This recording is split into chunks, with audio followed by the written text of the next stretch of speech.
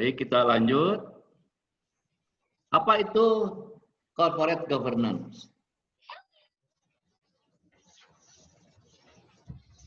Berdasarkan perspektif stakeholder, ya, semua penanggung pemangku kepentingan, corporate governance ini semua perangkat yang mengatur hubungan antara pemegang saham, pengurus atau direksi, ya, direksi perusahaan, pihak kreditur, pemerintah, karyawan, serta para pemegang kepentingan internal dan eksternal lainnya yang berkaitan dengan hak-hak dan kewajiban mereka. Artinya, Bapak Ibu, governance ini, tata kelola ini adalah suprastruktur. Ya. Jadi, walaupun sebaik-baiknya infrastruktur yang dimiliki oleh sebuah perusahaan, kalau tidak ada aturan mainnya, tidak ada suprastrukturnya, tidak ada tata kelolanya, itu tidak akan bisa berkomunikasi dengan baik. Oleh karena itu, corporate governance ini adalah seperangkat peraturan yang mengatur hubungan antar stakeholder, antar shareholder. Ya, kalau perusahaan dengan pemerintah, dengan bank, ya kreditur, dengan masyarakat, dengan pemegang saham, itu aturannya dikelola, diatur dengan baik, dibuat dengan baik, sehingga menjadi tata kelolanya jelas. Kewajibannya apa, haknya apa. Dalam rangka apa? Dalam rangka menciptakan nilai tambah bagi semua pihak yang berkepentingan. Jadi, kalau perusahaan itu berhubungan dengan bank, maka perusahaan dapat added value, bank juga dapat added value. Bagaimana mekanismenya? Kalau perusahaan dengan lingkungan juga harus dapat nilai, ya, menambah nilai. Perusahaan juga menambah nilai. Bagaimana dengan para pemegang saham? Para pemegang saham jelas ingin meningkatkan asetnya, ingin kekayaannya. Itu artinya menambah nilai. Direksi juga pengelola menambah nilai. Artinya, secara perspektif luas, corporate governance ini adalah seperangkat peraturan yang mengatur hubungan antar para pihak ini. Baik.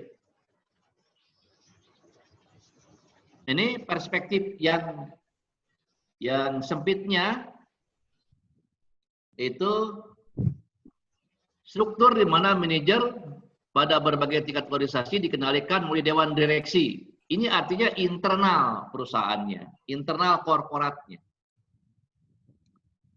Jadi itu artinya dalam pengertian operasional, ya. Dikendalikan melalui dewan direksi, struktur yang berkaitan, insentif, eksekutif, dan skema lainnya.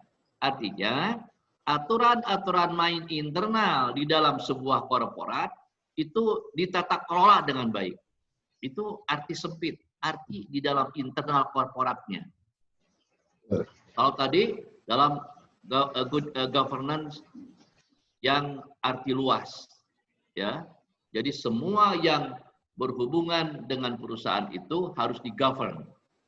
Harus di-govern. Nah, tapi yang menjadi yang menjadi objek kajian kita adalah sebetulnya perspektif yang ada dalam sebuah korporat saja.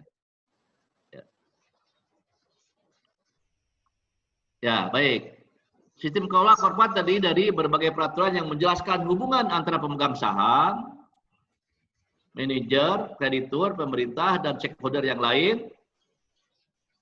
Berbagai mekanisme yang secara langsung maupun tidak langsung mengendalikan peraturan tersebut. Jadi, kalau Bapak Ibu sebagai pengusaha, bagaimana ini aturan kepegawaian, ya, aturan kepegawaian internalnya, aturan tentang pengelolaan keuangan, aturan tentang hubungan antar direksi dengan manajer, sampai ke bawah, sampai ke operator, ya, bagaimana hak dan kewajibannya. Selain job description juga hak dan kewajiban masuk di situ. Itu adalah bentuk tata kelola. Kalau ada aturannya, ada peraturan-peraturannya, lantas diimplementasikan. Jadi sebaik-baiknya peraturan, kalau dalam implementasinya itu ada masalah, belum ada good governance. Belum ada good governance.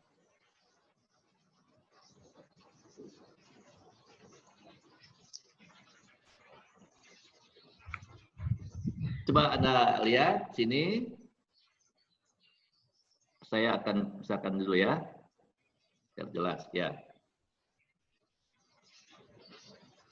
Bapak Ibu, yang ini rapat umum pemegang saham, board of commissioner, ya para pemegang saham, ini komisaris, ya, komisaris.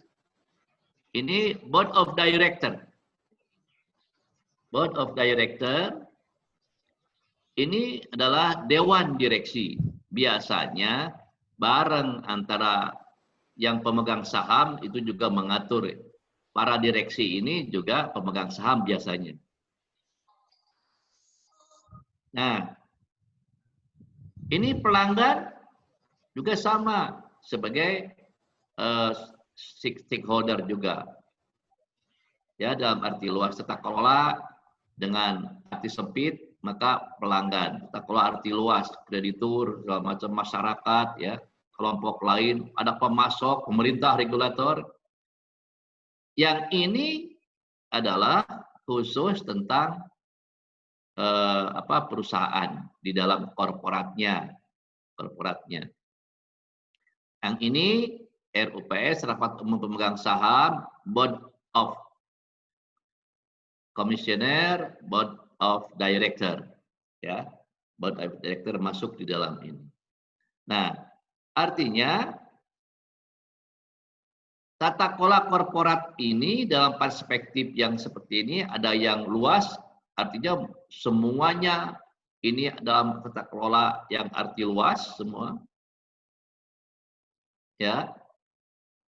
Nah, yang ini adalah manajemen korporat yang di sini, manajemen korporat yang terdiri dari para manajer fungsional sesuai dengan fungsinya, sampai dengan karyawan.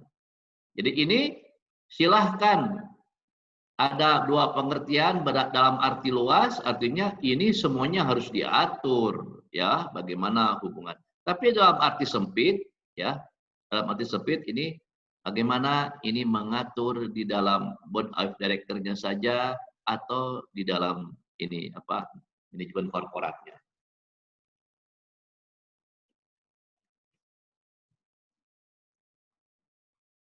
Berdasarkan pengalaman beberapa orang yang menganalisis, ini 60-an sampai 70-an keyakinan tentang tata kelola. Jadi tata kelola ini diperlukan sekali, ya. Tapi awal 80-an keengganan dalam membuat perencanaan tata kelola. Karena membuat perencanaan tata kelola ini bisa direncanakan, berbagai aturan direncanakan bisa, tapi dalam implementasinya ya tidak gampang. Akhir 80-an ini ada kemungkinan kompleksitas dalam tata kelola. Terus 90-an ini self governance. Artinya evolusi pandangan mengenai tata kelola ini seperti itu. Jadi mulai tahun 60-an ini tentang tata kelola, peraturan-peraturan baik itu dalam negara maupun dalam perusahaan itu baru populer, ya. Sehingga tahun 90-an ini self governance, silahkan mengatur sendiri. Ini dalam tata kelola untuk pemerintahan. Bapak Ibu bisa melihat, ya, tabel ini. Coba tata kelola yang lemah versus yang kuat, transisi demokrasi dan tata kelola. Bagaimana hubungan antara demokratisasi dengan tata kelola? Coba ini sel-sel ini Anda cermati silahkan. Yang A ini tata kelolanya lemah, tidak demokratis. Jadi ada negara yang tata kelolanya lemah juga tidak demokratis. Kalau B, tata kelolanya yang lemah tapi agak demokratis. Yang C, tata kelolanya lemah tapi sudah demokratis ya. Misalnya Indonesia. Masih lemah, bagaimana tentang tata kelola hukum masih belum. Sehingga investor masih banyak yang belum percaya. Bagaimana dengan demokratisasinya? Wah, bagus, bebas bicara sekarang. Ya, ini kelompoknya kelompok C. Bagaimana dengan tata kelolanya yang lebih kuat? Ya, lebih kuat, demokratis. Thailand, Filipina. Thailand, Filipina. Kalau Malaysia bagaimana? Tata kelolanya yang lebih kuat, agak demokratis. Lebih kuat tata kelolanya, ya. Jadi tata kelola negaranya sudah mantap, lebih mantap, tapi demokratisasinya lebih kecil daripada Indonesia. Ini Malaysia contohnya. Bagaimana tata kelola yang sudah kuat, aturan-aturan sudah kuat, sudah implemented, didukung oleh masyarakat yang juga sudah melek hukum. Ini Singapura, tapi agak demokratis. Singapura itu ya demokratisasinya ini tidak sehebat Indonesia, ya, masih belum seperti Indonesia. Bagaimana dengan ini? Dengan I, yang I ini tata kelolanya kuat dan demokratis. Taiwan, Republik Korea, demokratis sekali. Tata kelolanya sudah kuat. Pertanyaan saya, yang G ini yang mana, Pak? Contoh negaranya apa yang G, Pak?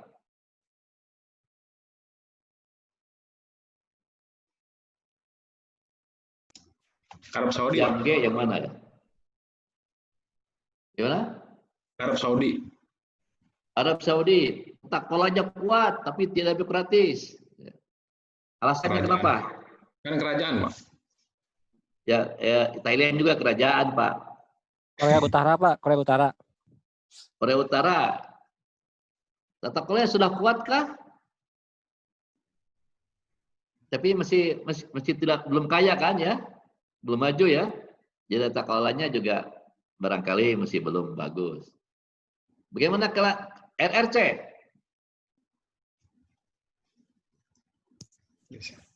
Saya kira RRC ya, masuk di G ya. Iya, Pak. RRC dan Arab Saudi gitu ya. Arab Saudi bukan karena kerajaannya ya, tata kelolanya sudah mantap, aturannya sudah jelas, tapi tidak demokratis dan kaya lagi ya. Oke, yang G. Artinya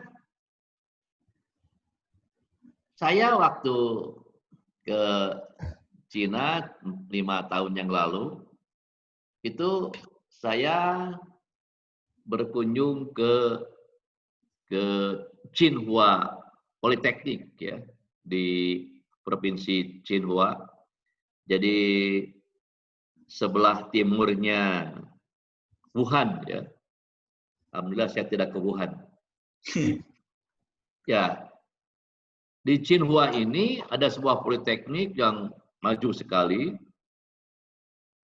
Saya bicara dengan para dosennya, kenapa Cina yang sudah maju gini kok tidak demokratis? Tidak maukah menuju negara yang demokratis? Mereka menjawab, saya ingin melihat dulu Indonesia yang demokratis maju tidak, gitu ya.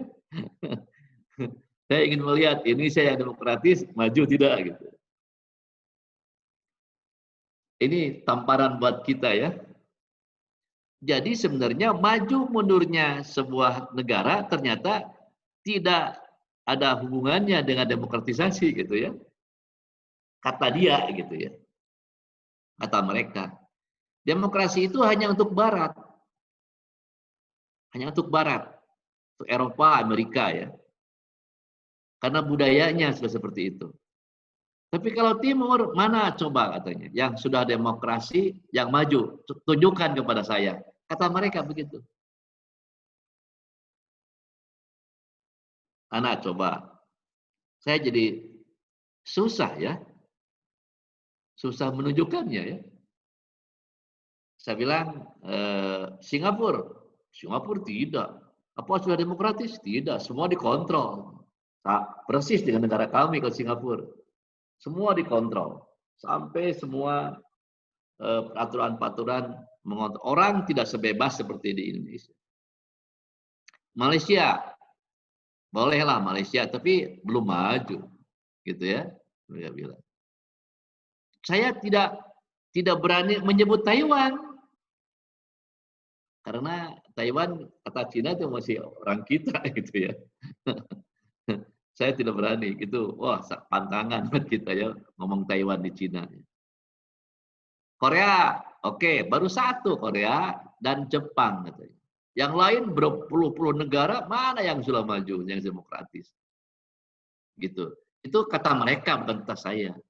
Artinya bagaimana memajukan negara itu tidak tergantung dalam sistem politiknya.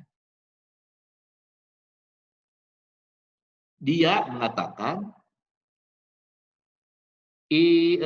RRC modern ini dibangun pada saat Deng Xiaoping. Masih pernah mendengar Deng Xiaoping, Pak, Bu? Itu pemimpin Cina tahun 80-an. Prinsipnya begini.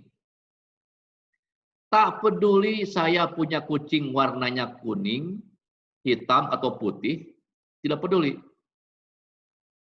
Yang penting kucing itu pintar menangkap tikus. Itu pernyataan pemimpin Cina tahun 80-an, Deng Xiaoping. Artinya, tak peduli sistem politiknya demokratis atau komunis, yang penting adalah bagaimana mensejahterakan negaranya. Itu yang mereka pegang. Ya. Tak peduli, seperti itu. Ya.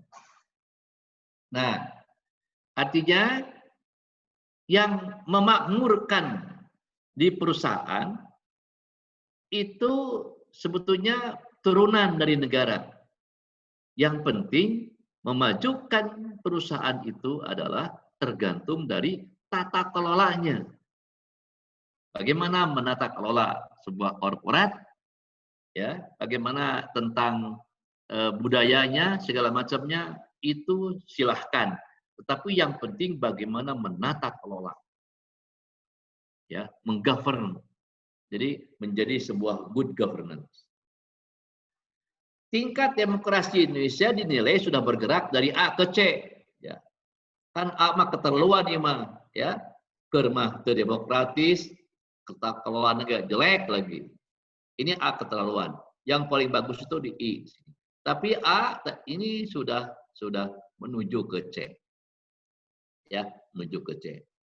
Bahkan sekarang per 1 Juli, World Bank itu sudah mengumumkan bahwa Indonesia sekarang masuk ke upper middle country, middle income, upper middle income.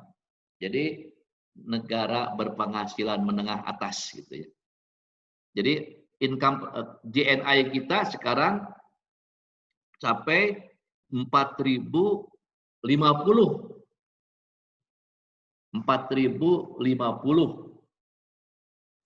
Batas bawahnya 4.045. Jadi sedikit di atas ya, masuk ke upper middle income. Jadi sudah bergerak dari A ke C ya. Tentu ini hasil surveinya tahun 2019. Kalau surveinya Maret, April, Mei, Juni ambruk ya kita. Karena corona. Baik. Tata kelola yang lemah versus yang kuat ini, lemahnya tata kelola menimbulkan dampak sebagai berikut. Kaum miskin tidak mendapat akses pelayanan publik yang dibutuhkan karena selalu berkompromi dengan birokrasi yang korup. Ini lemah tata kelola menimbulkan dampak sebagai berikut. Jadi kalau tata kelola yang lemah, yang kurang, maka mengakses pelayanan publik ini kaum miskin ini susah sekali. Ya. Jadi kalau mau KTP harus macam-macam ya. Kalau membuat paspor, wah luar biasa susahnya ya. Membuat izin usaha juga banyak hambatan-hambatan. Ini sebuah karakter dari tata kelola yang lemah. Tapi saya kaget ya. Beberapa bulan yang lalu saya mengurus pelayanan publik di kelurahan di Bandung. Itu luar biasa pelayanan sekarang. Sangat luar biasa. Saya salut sekali. Jadi langsung dilayani dan di sana terpampang tidak menerima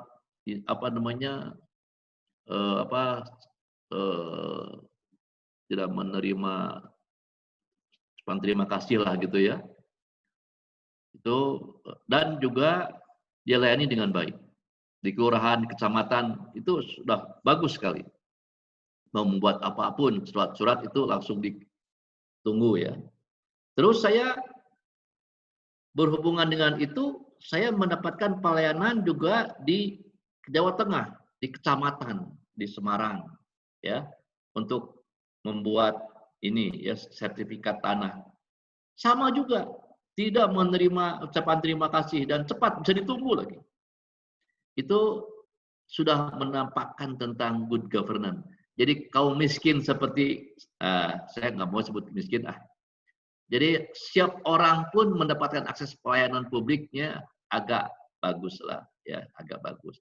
Mau puskesmas sekarang ada namanya KIP kesehatan, pendidikan ada KIP itu macam-macam lah ada gitu ya. Ada ininya. Ada perkembangan. Para investor takut dan enggan menanam modal di Indonesia karena ketidakmampuan sistem peradilan untuk melaksanakan kontrak, meningkatnya kerusuhan, dan tingkat pelanggaran hukum dan keamanan. Ini juga masalah. Bapak Ibu, sekarang baru-baru ini investor-investor raksasa luar negeri di Amerika yang ada di Cina itu sekarang eksodus. Di Indonesia ini kok tidak ini ya, tenang-tenang saja. Padahal negara ASEAN lainnya, Vietnam, Cina, Vietnam, Thailand, Malaysia itu sekarang sedang gencar. Investor yang eksodus dari Cina ini ditangkap oleh mereka. Kita nggak ada diskursus di para ahli juga nggak ada. ILC-nya Karni Ilyas juga tidak menanggap itu ya. Nah, padahal kesempatan sekarang Indonesia harus bisa menangkap investor yang eksodus dari Cina. Nah, artinya apakah sekarang para investor raksasa ini tidak atau enggan gitu masuk ke Indonesia ya? Padahal Vietnam, Thailand, Malaysia itu gencar-gencarnya menangkap itu. Oke. 3, langkanya sumber daya pemerintahan, pemerintah ternyata hilang karena sistem manajemen keuangan dan pengadaan barang yang tidak transparan, manipulatif, dan banyak bocoran. Nah, ini zaman dulu ya, sekitar awal reformasi ya. Sekarang saya tidak tahu ya. Ya. Oke, jadi itu tata kelola yang lemah. Tata kelola yang lemah yang selanjutnya adalah ada kompleksitas, dinamika, dan keanekaragaman tata kelola. Kompleksitasnya, do it alone government. Do it alone government ini hubungan sebab akibat, ketergantungan unilateral, dibagi dalam hal unit atau disiplin. Artinya ya tergantung saya lah, gitu ya. Jadi kata pemerintah tergantung saya, kompleksitas melayani itu. Ada co-arrangement, ya, keseluruhan dan kesebagian, saling bergantungan, multidimensional, menangani jaringan komunikasi. Artinya ini sudah ada perbaikan, ya. Dinamikanya, linearitas dan prediktabilitas, kontinu dan berubah-ubah, penggunaan mekanisme feed forward. Artinya bahwa do it alone ini adanya kompleksitas, ada dinamika keanekaragaman. Semuanya mengatur terrefleksi di dalam sebuah pelayanan, ya. Gimana pelayanannya?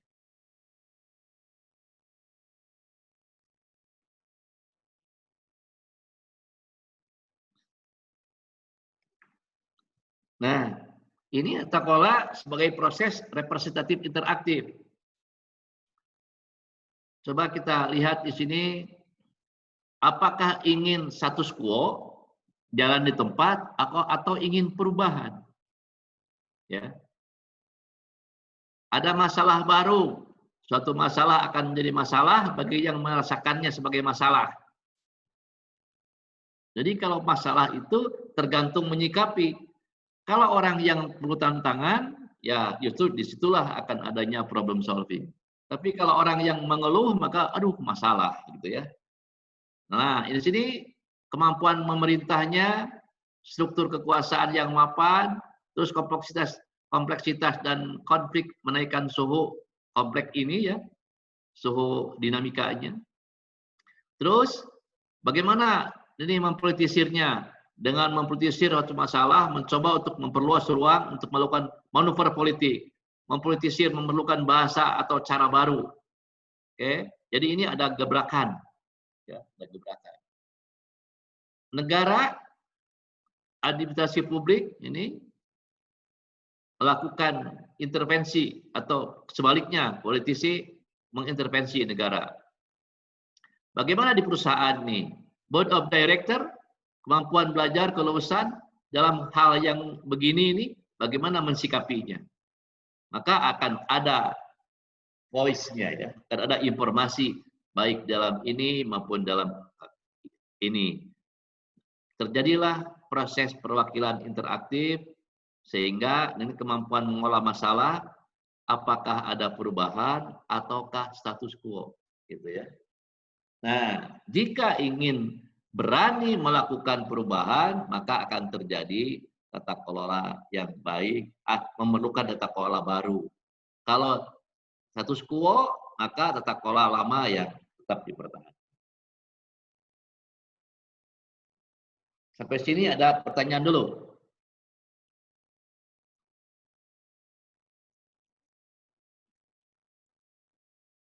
Mangga.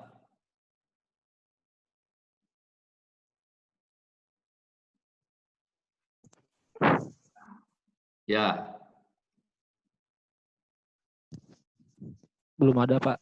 Belum ada, mangga. Kalau gitu kita skip saja yang ini ya. Nanti akan variabel good governance ini apa saja, itu ya. Oke, yang ini nih. Ya. Good corporate governance atau GCG di lingkungan BUMN.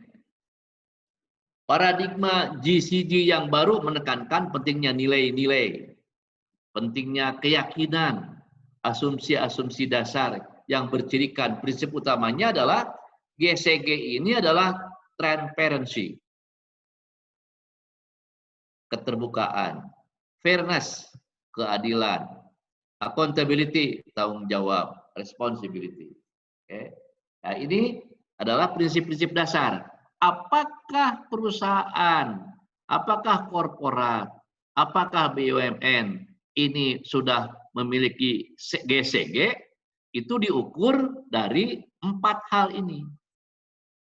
Bagaimana transparansi, bagaimana fairness-nya, bagaimana accountability, dan bagaimana responsibility. Jadi 4 hal ini yang harus dielaborasi. Apakah sudah bagus atau tidak, maka kalau sudah bagus, dia akan memiliki sertifikat GCG, gitu ya, GCG.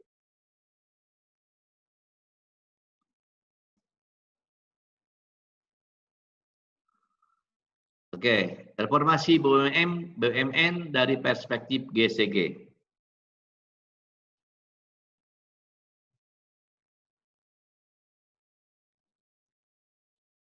Berdasarkan kepada analisis situasi, BUMN yang kinerjanya kurang, kebanyakan, rancangan anggaran yang terbatas, globalisasi pasar, terus ada hambatan dan rintangannya, ada kapasitas pasar modal, kurangnya pengalaman, persepsi yang berbeda, dan peraturan-peraturan. Maka melakukan reformasi kebijakan. Policy reform, ya, adanya program restrukturisasi dan privatilisasi BUMN yang konsisten dan serius, implementasi tata kelola korporat yang baik akibat dari kondisi saat ini dan ada hambatan dan rintangan, maka memerlukan policy reform, reformasi kebijakan. Peran pemerintah bagaimana, regulator dan promotor gimana, sasarannya pemulihan ekonomi, pembangunan pasar modal, meningkatkan kepemilikan yang lebih luas, meningkatkan persaingan, meningkatkan profesionalisme, transparansi dan akuntabilitas. Bapak Ibu mengikuti ini enggak tentang hiruk pikuknya akuisisi Freeport?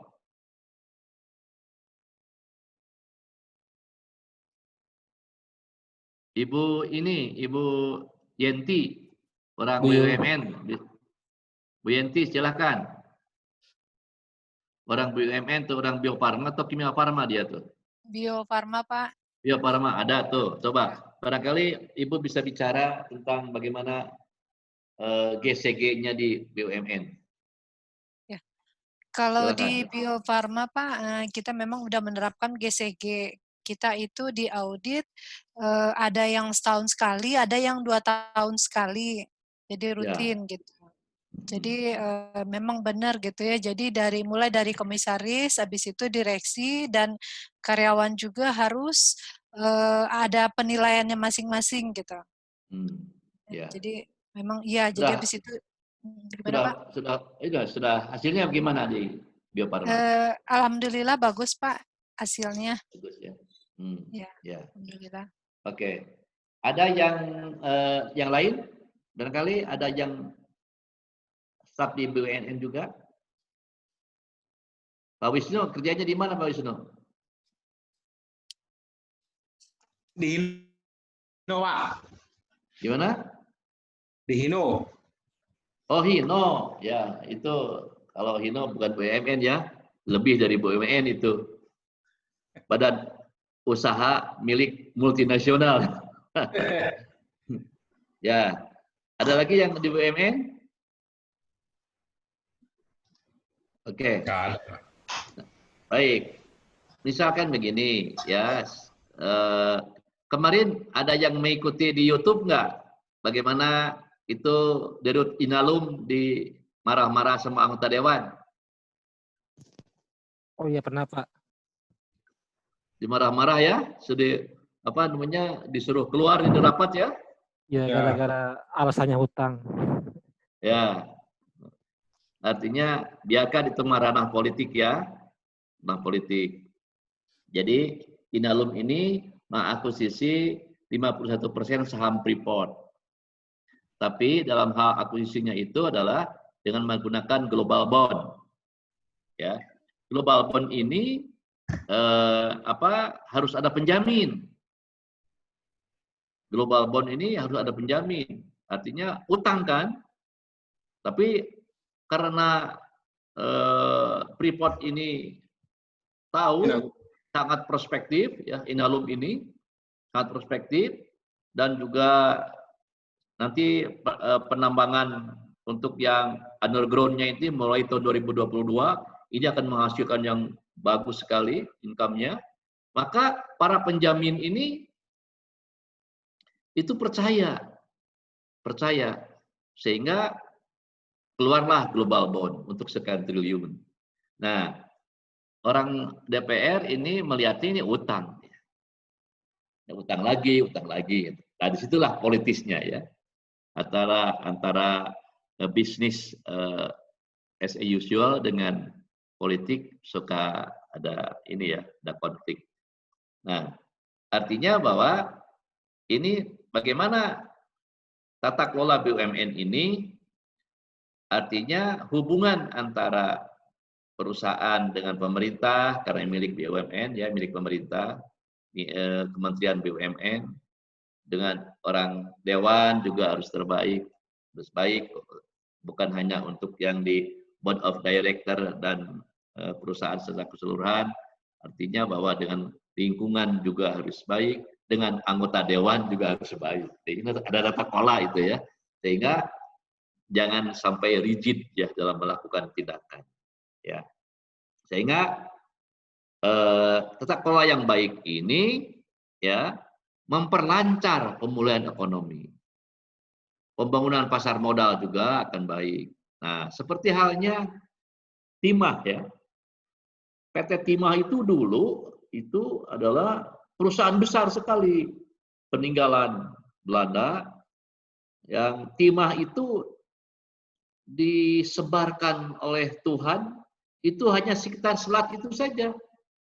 Dari mulai Bangka Belitung, Singkap, Riau sampai ke Thailand, sampai situ aja. Disebarkan oleh Tuhan itu di situ aja. Dari mulai zaman Belanda sampai sekarang, pada saat itu perusahaan besar sekali, asetnya besar sekali, tapi banyak yang idle aset. Aset-aset yang idle itu dilelang saja. Jadi slim, ya, menjadi ramping. Sehingga masuk di pasar modal juga bagus. Ya, sekarang sudah profitable. Artinya tata kelolanya sudah baik, sehingga bangunan pasar modal pun capital market ini menjadi sangat bagus ya. Nah, sekarang silakan kalau ada mau investasi di saham itu ke reksadana, silakan cek untuk Timah. Saya kira tidak terlalu jelek ya. Dan seterusnya. Itu karena apa? Karena tata kelola, karena governance. Saya yakin kalau Bio Farma ya 60% vaksin dunia ini dari Bio Farma ya, betul Bu ya? Ya, betul Pak. 60% vaksin Ya. Dunia ini disuplai dari Bio Farma. Saya Ya, tunggu vaksin untuk COVID-nya Bu ya. Insya Allah uji coba tahun ini sih Pak. Oh gitu? Ya, kerjasama sama Untuk, Cina. ya. Ya, mudah-mudahan lah. Itu ya, sekarang ada di Bandung ada klaster baru lagi ya. Iya. Lewat ya. Iya. 120 orang ya Pak. Betul, tentara lagi ya. Iya. Tentara ternyata diserang oleh makhluk halus ya, habis ya. Nggak bisa menyerang lagi ya. Oke, kita lanjutkan. Iya Pak. 10 prinsip tata kelola yang perlu diterapkan di Indonesia. Jadi tadi yang 4 ini diurai lagi, transparansi, fairness, accountability, dan responsibility, diurai lagi menjadi 10. Bagaimana partisipasi, penegakan hukum, transparansi, responsif, pemerataan, visi strategik, efektivitas dan efisiensi, profesionalisme, akuntabilitas, pengawasan. Artinya bahwa inilah item-item good corporate governance BUMN di Indonesia ini. Bagaimana partisipasinya, bagaimana penegakan hukumnya, transparansi, dan sampai 10 ini. Inilah sebetulnya variabel-variabel yang diukur dalam mengukur bagaimana GCG BUMN yang baik atau tidak.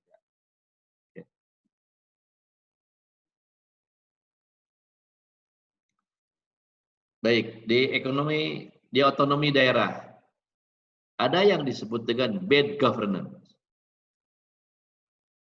good governance, clean government, gitu ya. Jadi antara clean government dengan good governance ini berhubungan. Biasanya kalau clean government, gitu ya, akan diikuti dengan good governance. Jangan tertukar ya antara government dengan governance ya. Bad governance dalam implementasi otonomi daerah di Indonesia buatnya semangat memungut retribusi. Jadi kalau sudah otonomi daerah, semua diuangkan ya. Jadi uang, pajak maupun pungutan lainnya dengan kurang memperhatikan pelayanan publik secara optimal. Rendahnya akuntabilitas pemerintah daerah maupun DPRD. Nah ini juga karena ada otonomi daerah, maka banyak pengusaha daerah sekarang. Yang namanya bupati ini memiliki konsesi yang luar biasa kebijakan-kebijakannya untuk daerahnya. Walaupun banyak yang bertentangan dengan kebijakan pusat. Tata kelola dari sisi makro dan mikro. Dari makro, menghendaki interaksi atau kompatibilitas di antara pemerintah, swasta, dan masyarakat. Ya, ini triple helix ya. Artinya bagaimana pemerintah, bisnis, dan masyarakat. Inilah bagaimana interaksi ini. Tiga faktor inilah sebetulnya yang menentukan apakah tata kelolanya baik atau tidak.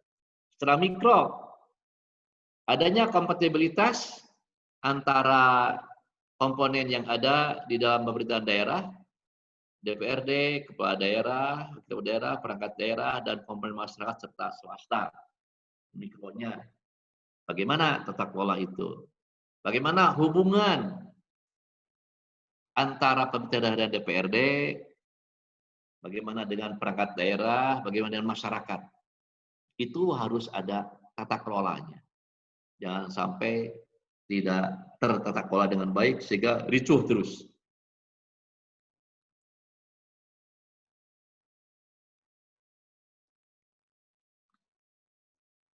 Hasil survei menemukan fakta berikut nih.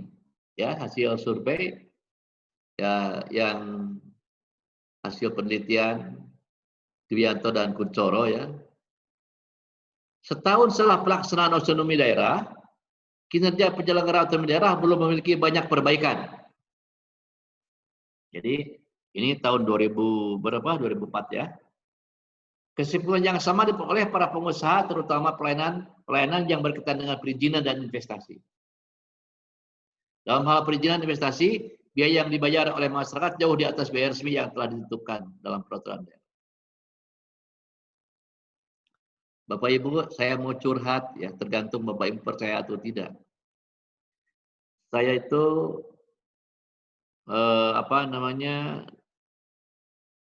belajar tentang manajemen logistik ya. Itu tahun 1990. Jadi ya 30 tahun yang lalu. Terus disertasi saya juga di dalam manajemen logistik. Saya sudah bekerja dimanfaatkan oleh pemerintah atau dan swasta itu karena kepakaran saya di logistik. Selanjutnya saya berpikir sekarang itu kinerja logistik Indonesia ini sangat di bawah Singapura, Malaysia, Thailand ya, kinerja logistik kita. Di antaranya adalah karena infrastruktur yang masih kurang memadai, karena ada karena SDM, karena macam-macam, ada 6 kriteria yang masih kurang. Jadi saya yang bisa berkontribusi adalah dalam hal meningkatkan SDM. Artinya di kampung saya membangun SMK logistik. Kampung saya membangun SMK logistik. Saya dinyatakan sebagai investor, Pak Bu ya. Sebagai investor harus masuk ke perizinan. Izin itu, izin ini, izin apa, waduh, izin-izinnya sampai menumpuk. Persis diperlakukan sebagai investor aja. Harus ada nomor induk berusaha, harus ada apa, banyak sekali persyaratan. Itu artinya bahwa saya tadinya mau berbakti meningkatkan kompetensi logistik SDM Indonesia, tapi di awal-awal tersendat karena perizinan. Ya, itu bayar sana, bayar sini, bayar situ. Adanya pusat perizinan satu kantor, satu atap, ternyata tambahan kerjaan. Ya, ada perizinan satu atap, satu pintu, tapi tetap aja harus ke pintu-pintu yang lain. Ini surhat sajalah ya. Artinya sesuai dengan ini. Kesimpulan yang sama diperoleh para pengusaha, terutama pelayanan yang berkaitan dengan perizinan dan investasi. Dalam hal perizinan investasi, biaya yang dibayar oleh masyarakat jauh di atas biaya resmi. Ya, biaya resminya segitu. Itu mah tukang kas daerah Pak, kamu abdi mana? Ya, artinya harus lebih dari itu. Reformasi tata kelolanya peluang untuk melakukan perubahan mendasar bagi Indonesia, mengubah sumber pertumbuhan ekonomi yang ditopang oleh konsumsi menjadi gerakan oleh investasi dan ekspor. Bahwa economic growth Indonesia itu mayoritas karena konsumsi. Ya, jadi kalau orang banyak belanja itu pemerintah mah senang gitu ya. Karena itu meningkatkan pertumbuhan ekonomi. Tapi kalau suami, kalau istrinya belanja terus, nggak senang itu. Demikian juga kalau ibu, anaknya jajan terus, nggak senang itu ya. Nah, tapi itu banyak yang belanja, banyak yang jajan itu adalah ekonomi growth-nya meningkat. Jadi artinya Indonesia pertumbuhan ekonominya 5,0 sekian, sekarang kuartal pertama tahun 2020 itu turun jadi 4,47, apalagi sudah corona sekarang ya, sudah drop ya. Itu karena apa? Karena konsumsinya turun akibat dari banyak PHK, karena banyak yang tidak bekerja, itu economic growth turun. Misalkan saja, saya mau dicukur. Bagaimana saya bercukur, padahal robot sudah gondrong, tapi corona ini melanda terus, jangan sampai ada persentuhan dengan tukang cukur. Artinya, itu pembayaran untuk ke tukang cukur tidak terjadi. Tukang cukur nggak ada yang mau kerja. Masyarakat juga nggak mau ada yang dicukur. Pada saat saya sakit gigi, bagaimana dokter gigi ini? Saya telepon dokternya, Pak, pakai obat ini aja Pak, jangan praktek Pak, sekarang tidak boleh. Artinya uang yang mengalir ke dokter gigi juga tersedat. Ya, itu artinya bahwa sirkulasi uang itu tidak berputar dengan baik. Artinya economic growth juga tidak berputar dengan baik. Karena kita mayoritas ditopang oleh konsumsi. Tapi kalau investasi dan ekspornya sudah baik, gitu ya, itu akan melejit. Oleh karena itu, dalam hal ini Indonesia kan tersendat ekspornya, investasi juga tersendat, banyak investor yang hengkang, ya. Kalau Hino mau hengkang nggak, Wis? Enggak, Pak. Enggak ya? Sampai saat ini, Mudah-mudahan Pak. enggak ya. Kalau Hino sekarang penggunaan Hino dibandingkan dengan Fuso sekarang banyak mana, Pak? Tergantung model, Pak. Kalau tapi secara total banyakkan Fuso, Pak. Kalau apa? Kalau secara total Mitsubishi, banyakkan Mitsubishi, Pak.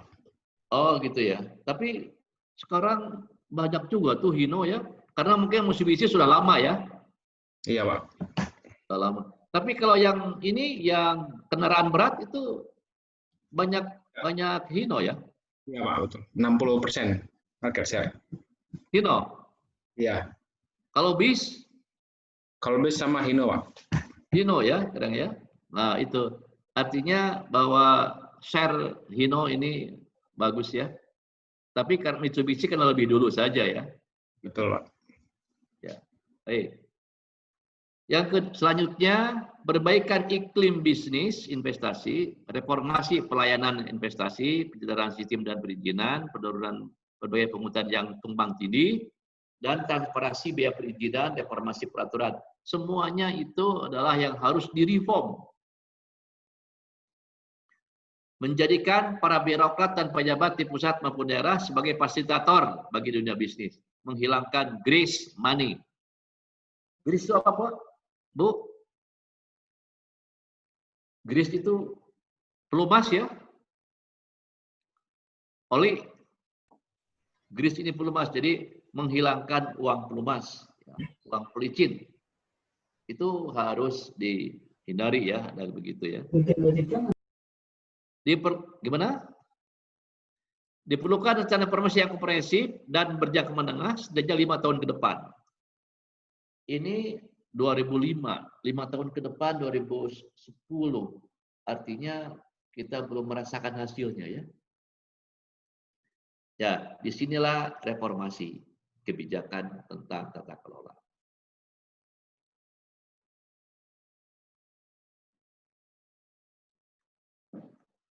Coba kita lihat ini bagaimana ini.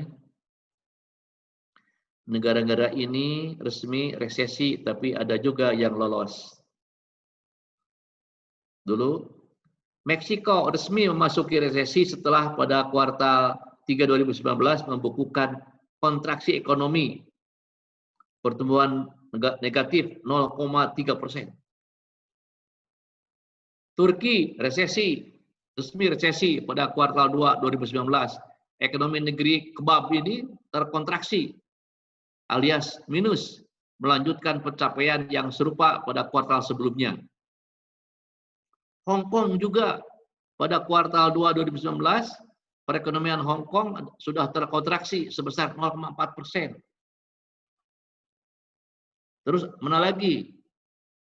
Inggris menunjukkan angka produk domestik bruto PDB-nya kuartal 3 negara ini tumbuh 0,3%. Jerman juga tercatat tumbuh 0,1% di kuartal 3 2019 dibandingkan dengan 2019 kuartal antar kuartal yang sama di tahun yang berbeda. Jadi resesi adalah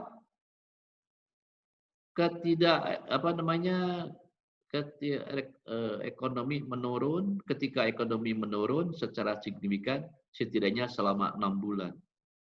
Resesi atau pertumbuhan ekonomi negatif 2 kuartal atau lebih selama 1 tahun kini menjadi momok bagi sejumlah negara di dunia. Artinya resesi ini sudah melanda negara-negara tahun 2019. Tapi ada yang lolos dari resesi itu yang sudah kuat ya. Inggris, Jerman, Hong Kong ini, Singapura malah naik ya. Oke, jadi tergantung dari bagaimana tata kelolanya. Bagaimana tata kelolanya dari negara-negara itu. Kalau tata kelolanya baik, maka seandainya ada wabah yang menyerang ekonomi, maka dia cepat recovery. Baik, ada pertanyaan sampai sini? Pak mau tanya Pak. Silakan Pak. Terkait kondisi dengan Indonesia sendiri Pak. Kan kemarin juga dari Jokowi sudah marah-marah yang kedua Pak terkait dengan target kuartal ketiga harus ada perubahan. Nah ini kalau misalnya kuartal 3 itu masih minus atau misalnya masih turun, kan akan terjadi resesi. Itu nanti aktual di Indonesia dampaknya seperti apa Pak? Ya sebetulnya saya oleh orang tua saya diajarkan, janganlah kamu mengatakan apa yang kamu takuti. Jadi kalau Anda mengatakan, kamu mengatakan apa yang kamu takuti, maka akan terjadi. Jadi saya kalau resesi lagi, aduh luar biasa ini ekonomi kita, ya hancur. Karena ekonomi Indonesia ini baru tingkat growth-nya, pertumbuhannya. Kalau Jerman turun sekian persen dan sudah mantap, tidak terpengaruh. Tapi kalau kita sedang bertumbuh begini, kalau ada terpengaruh sekali. Artinya resesi itu jangan sampai digembor-gemborkan, nanti takut terjadi. Sebetulnya, Bapak Ibu, sekarang ini kita sudah hampir sebetulnya ya di jurang itu. Tinggal bagaimana mengantisipasinya, bagaimana pemerintah ini melakukan aksi nyata sehingga bisa mencegah sampai terjadi resesi. Nah, sebetulnya dengan adanya corona ini, COVID-19 ini sebetulnya menjustifikasi karena corona. Padahal di kuartal pertama tahun 2020 awal itu gejala-gejala resesi itu sudah ada. Gitu. Nah sekarang untungnya ada kambing hitam ya, corona gitu ya. Sebetulnya sudah akan terjadi. Ya sekarang ada permakluman ya corona gitu ya. Padahal gejala itu sudah ada. Baik, yang lain?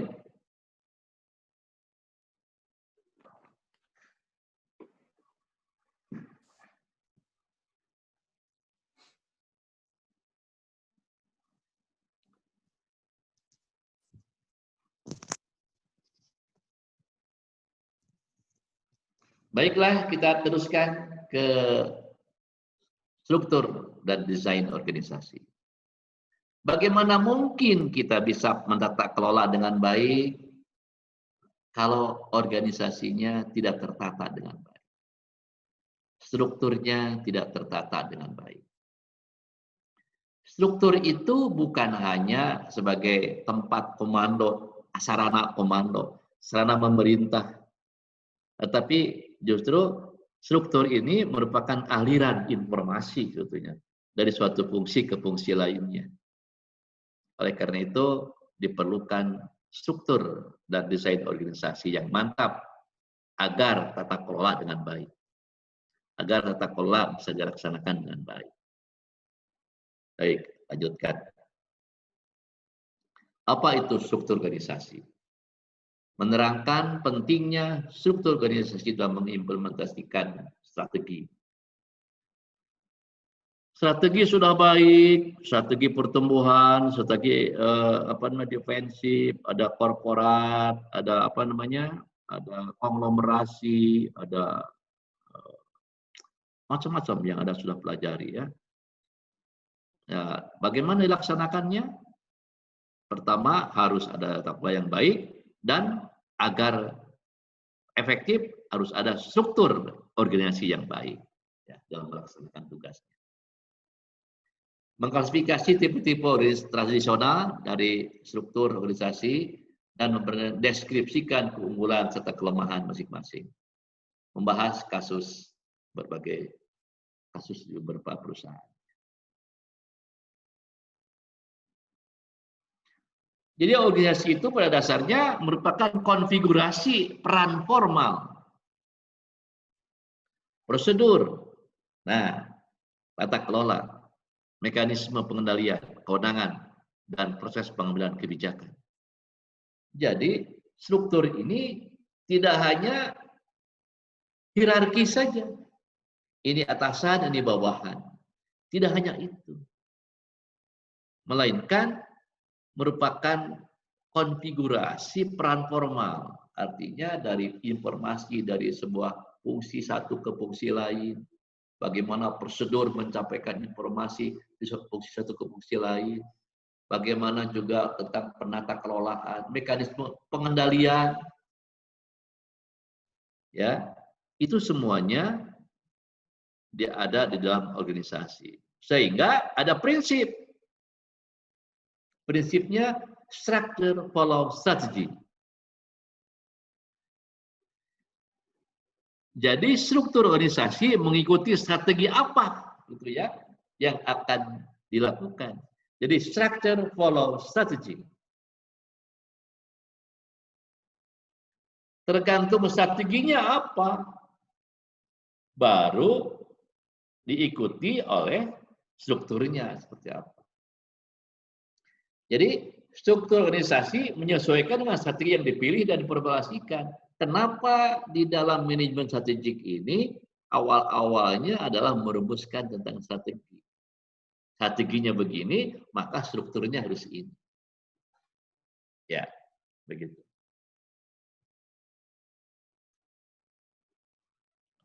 Coba lihat ada corporate growth pattern ya. Pola pertumbuhan perusahaan. Tahap 1. Ini strateginya pendapatan rendah, jangkauan produk pasarnya yang kecil, strukturnya sederhana saja. Nggak usah struktur yang kompleks untuk yang strategi itu. Yang tahap kedua, Strateginya meningkatkan pendapatan berhubungan dengan integrasi vertikal. Masih ingat integrasi vertikal? Masih ingat Pak, integrasi vertikal? Mengintegrasikan ke hulu dengan pemasok, mengintegrasikan ke hilir dengan para distributor ya. Bagaimana mengakuisisi para pemasok agar ada jaminan pasok. Mengakuisisi para distributor akan ada jaminan pemasaran yang kuat. Ya. Strategi meningkatkan pendapatan berhubungan dengan integrasi vertikal ke belakang atau ke depan. Maka ini strukturnya adalah fungsional. Strukturnya fungsional. Bagaimana jika strateginya memperluas usaha ke dalam pasar baru? Artinya ada market expansion. Produk pasar yang berhubungan dan atau area geografis. Maka ini divisional. Ada divisi. Jadi kalau sangat tergantung di strateginya. Bagaimana dengan strateginya pengembangan ke dalam pasar internasional? Ya sudah ada pelajari ya. Dengan strategi internasional. Maka ini strukturnya divisi internasional, area geografis, divisi produk internasional, fungsional internasional, matrik internasional.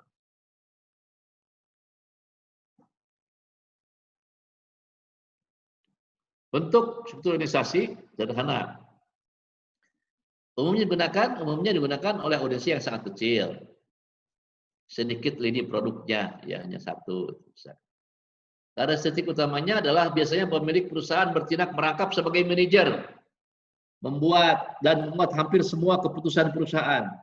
Karena ini perusahaan milik saya. Jadi semua keputusan diputuskan oleh hanya seorang. Sederhana ya. Struktur sederhana bersifat informal dan koordinasi tugas dilaksanakan dengan pengawasan langsung. Memang masih sangat sederhana. Ada keunggulannya dan juga ada kelemahannya. Ya, silakan Anda baca ya. Sekarang fungsional. Ditemukan dalam organisasi di mana produk dan jasanya berhubungan, mempunyai volume produksi yang tinggi dan berintegrasi vertikal. Ini fungsional ya. Berintegrasi vertikal ke hulu ke hilir. Perusahaan cenderung untuk memperluas keseluruhan jangkauan operasi mereka dengan cara melakukan penetrasi pasar yang ada. Fungsional. Jadi ada manajer produksi, ada manajer pemasaran, ada manajer keuangan, ada manajer SDM. Semuanya sama-sama mensupport terhadap peningkatan revenue. Bisa dengan integrasi vertikal. Keunggulan dan kelemahannya, ya silakan baca sajalah ya. Nah ini struktur yang fungsional. Saya mau minum dulu.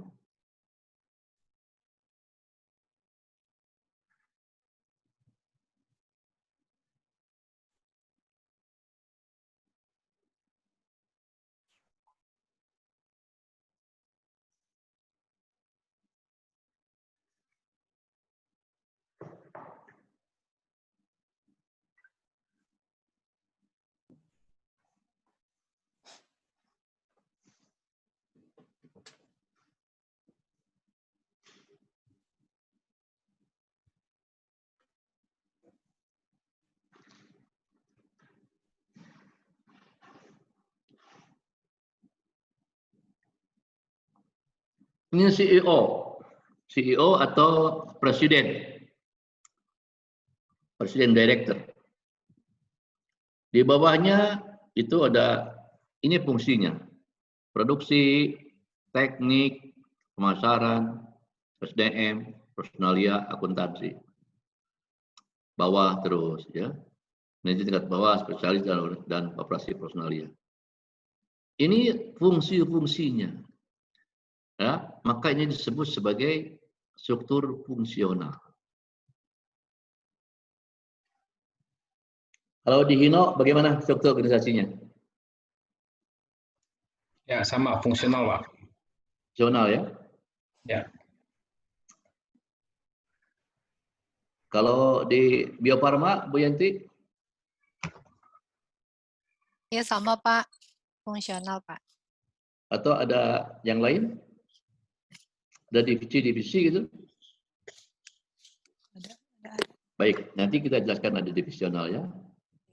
Nah, sekarang divisional. Oh, division. Ya, struktur divisi. Struktur multidivisi terorganisasi di sekitar produk, proyek, atau pasar. Jadi divisi ini bisa dibedakan berdasarkan divisi produk ini, divisi produk apa, produk apa, produk apa. Ya, atau divisi pemasaran untuk wilayah mana, wilayah mana, wilayah mana, wilayah mana gitu ya. Jadi kalau divisional ini dibedakan. Misalkan ini, kalau di Astra itu ada yang membuat Kijang, ada membuat Corolla Altis, ada yang apalah gitu ya, ada yang Avanza gitu, ada yang Kalia, itu artinya divisinya. Dibedakan atas produk. Kalau di Hino, ada Hino yang tronton, ada Hino yang 3/4, ada Hino yang Dutro gitu segala macam gitu ya. Nah, itu barangkali itu bisa didivisikan. Atau juga kalau dia divisinya berdasarkan pasar untuk Jawa Barat, pasar untuk Jawa Tengah, pasar untuk bisa divisi ya. Kalau misalkan Telkom ada divisi regional Jawa Barat, PJKA ya PT KAI divisi untuk Jawa Barat, divisi Jawa Tengah, Jogja, Jawa Timur gitu ya divisinya. Terus ada lagi Perhutani ada unit 1 Jawa Tengah, Jawa Barat, Jawa Timur. Nah, itu juga divisi ya sebetulnya. Walaupun tidak dinamakan divisional, tapi itu divisi, dibedakan berdasarkan itu. Bukan fungsinya, tapi produknya, ya, atau pasarnya yang dibedakannya. Kalau yang tadi yang fungsional, fungsinya tentang nanti kalau ternyata produksinya banyak, gitu ya, apa-apa ini produksi aja di sini, ya. Manajer teknik juga sama. Jadi untuk semua produk, manajer pemasaran untuk semua produk, SDM untuk semua produk. Tapi kalau divisional ini produknya yang menjadi dibaginya, pasarnya yang dibagi. Kalau fungsional, fungsinya yang dibagi. Pak, Ya. Koreksi Pak, Bio Farma divisi Pak. Nah, itulah ya. Ya. Apa saja? Divisi vaksin bakteri, habis itu virus gitu. Jadi ada lagi pemasaran, ada umum. Jadi memang per divisi gitu. Divisi ya. Ya, Berdasarkan produknya ya. Ya, betul Pak. Berdasarkan pasarnya. Baik, terima kasih Bu Yanti. Ya, Pak. Makanya tadi saya jangan-jangan divisi gitu ya. Iya. Iya Pak. Ya, oke. Ya. Yang kedua, menekankan pada kesatuan unit otonom relatif yang diatur oleh kantor pusat, corporate kantor pusat, ya, divisi. Divisi operasi secara relatif berdiri sendiri dan terdiri dari produk dan jasa yang berbeda dari divisi yang lain. Ada yang disebut dengan SBU, Unit Business Strategic, gitu ya. Ya, di sini divisi juga. Kalau SBU, Strategic Business Unit, itu ya, itu seperti Telkom. Jawa Barat itu sebuah SBU, Jawa Tengah SBU, gitu ya, itu divisi. Jadi dua variasi bentuk struktur organisasi divisional ini ada SBU dan ada atau UBS ya, ada suatu perusahaan yang holding. Jadi kalau Pertamina itu holding ya. Macam-macam di bawahnya. Anak cucunya sudah banyak ya, holding company. Semen, itu sekarang Semen Indonesia holding ya. Ada Semen Indonesia ini yang BUMN itu di bawah satu holding Semen Indonesia. Ya terdiri dari Semen Gresik, Semen Padang, ya. Semen mana tuh? Semen di Sulawesi itu satu divisi, satu holding company. Jadi menyatu perusahaan-perusahaannya dimergerkan itu di bawah sebuah holding. Jadi ada SBU, ada holding. Keunggulan kelemahannya Bapak Ibu silakan baca saja ya. Nah ini divisional nih. Divisional. CEO atau Chief Executive Officer, Presiden, Director, terus ke bawah ada General, ada GM divisi A, GM divisi B, divisi C, gitu ya. Nah, untuk yang divisi A, misalkan untuk bakteri atau virus, di bawahnya fungsional. Ada produksi, ada teknik, ada pemasaran, dan lain-lain ya. Jadi divisi dulu, di bawahnya baru fungsi. Ya. Nah, kalau fungsional itu fungsi dulu, di bawahnya produk gitu ya. Oke, jadi ini divisi A, divisi B, divisi C. Kalau saya sebagai mantan karyawan PTDI dulu ya, PTDI itu PTDI kalau dulu IPTN, IPTN ini menghasilkan fixed wing. Fixed wing ini ada KASA 212, ada CN 235 dan lain sebagainya. Itu yang fixed wing. Itu divisi fixed wing. Ada rotary wing, divisi rotary wing, helikopter ya. Ada Bell, ya, ada BO, ada Puma, Super Puma, itu rotary wing, ya, itu yang sayapnya berputar, itu helikopter. Ada lagi divisi Dirtek, divisi Production Engineering, ada divisi Industrial Engineering, itu divisi-divisi, beda-beda, ya.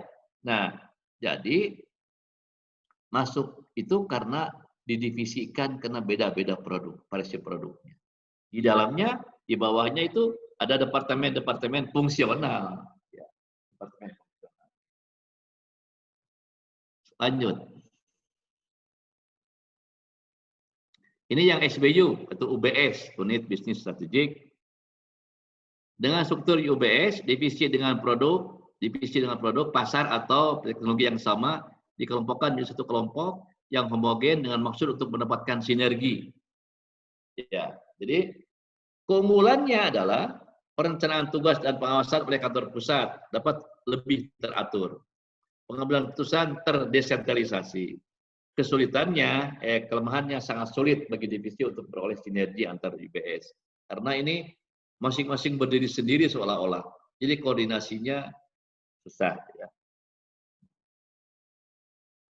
Holding juga, struktur perusahaan induk, ini konglomerat.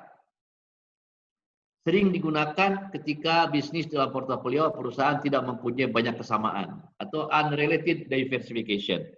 Artinya beda-beda produknya, maka perlulah holding. Ya, holding. Jadi karena konglomerat, supaya ada kesatuan, maka dibentuklah holding company. Oke, ini matriks sekarang. Matriks contohnya, nah ini matriks. Tadi ada sederhana, ada fungsional, ada divisional. Yang sekarang matriks.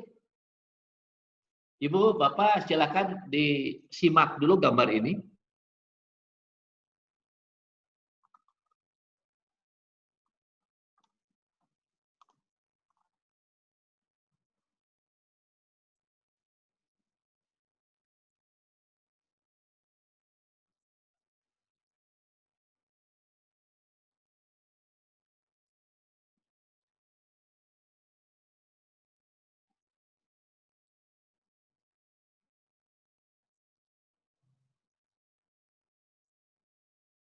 Ini bentuk kombinasi, ya. Orang mengatakan ini kombinasi antara fungsional dengan divisional.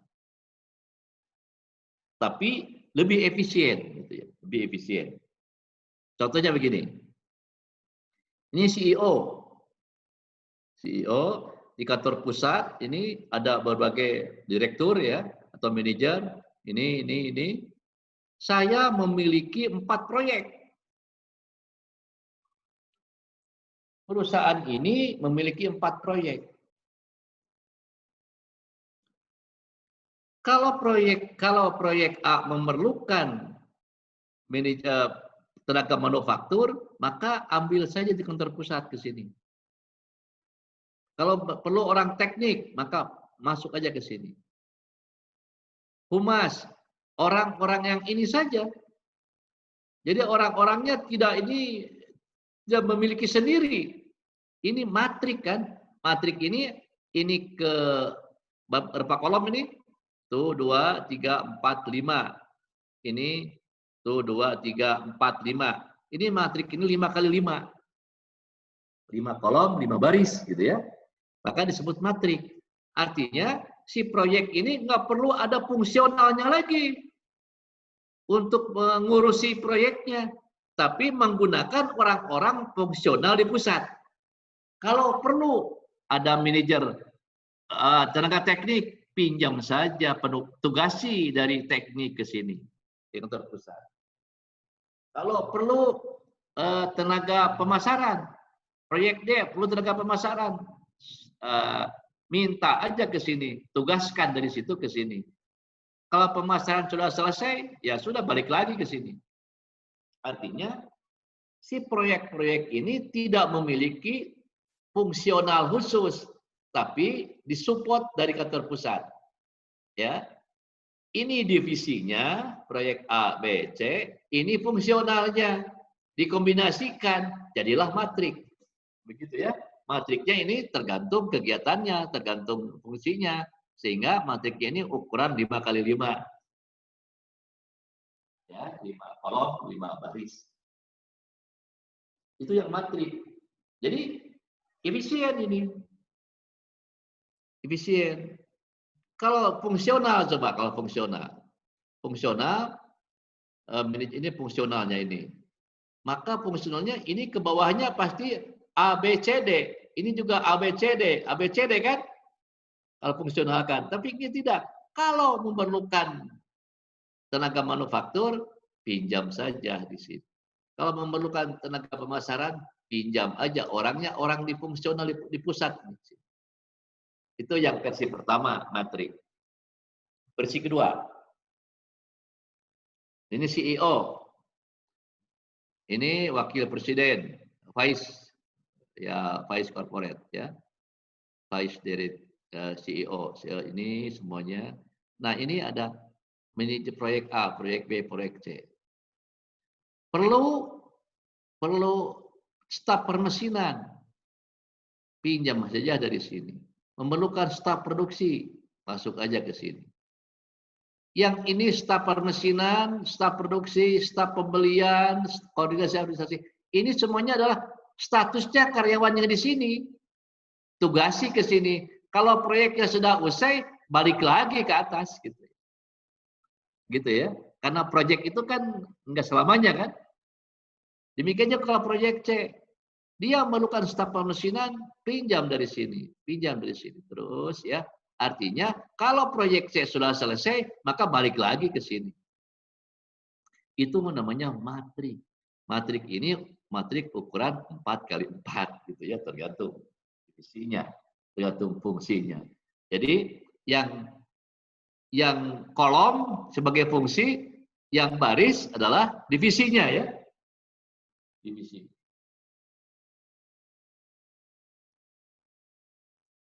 Ada pertanyaan, Pak, Bu?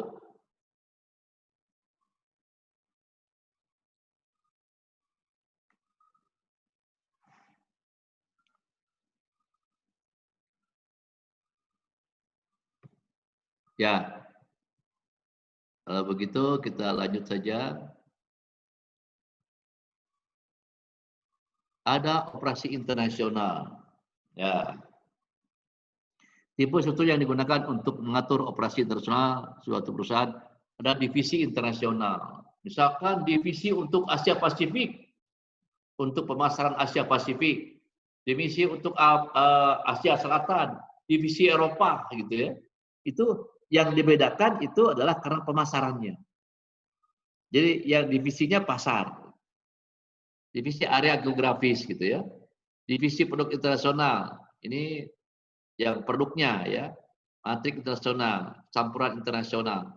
Artinya digunakan untuk keperluan apakah divisi atau matrik. Oleh karena itu di dalam hal menstrukturkan hierarki tergantung apakah kita menitikberatkan kepada fungsi atau menitikberatkan kepada produk. Kalau menitikberatkan kepada produk, maka itu divisi. Kalau menitikberatkan kepada fungsinya, itu fungsional. Tetapi bagaimana begitu kompleksnya ini, divisi kah atau fungsionalnya? Fungsional. Maka ada gabungan saja, jadi matrik.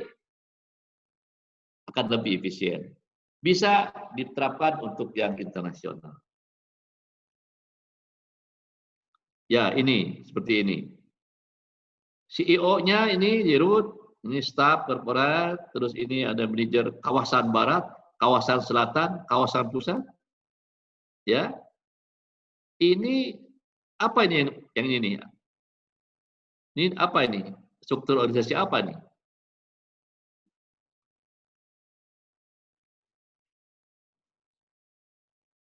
Divisi kan? Divisi kawasan barat, kawasan selatan, kawasan pusat. Ini divisi. Di bawahnya fungsi. Iya kan? Di bawahnya fungsi-fungsi. Oke.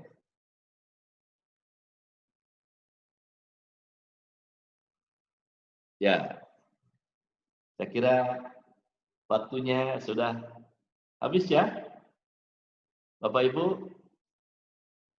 Apalagi Bu Yenti itu langsung mau ke mall itu ya. Itu suaminya di belakang sudah nunggu aja itu, ya. Kalau Wisnu mau ke Cikampek, Wisnu di Cikampek ke rumah? Purwakarta, Pak. Hah? Purwakarta. Purwakarta, ya, oke, dekat perusahaan, dekat kerjaannya ya. Iya, Pak. Kalau Amalia? Amalia di mana rumahnya? Di Kerawang, Pak. Oh, Kerawang, ya. Jadi hati-hati di jalan, ya, dan itu bisa bareng dengan Wisnu itu, ya. Ebeng. Ya. Padahal di rumah masing-masing ya.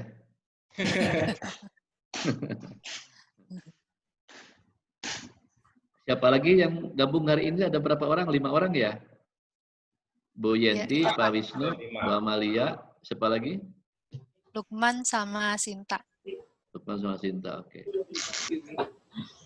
Baik, silakan ada pertanyaan, mangga.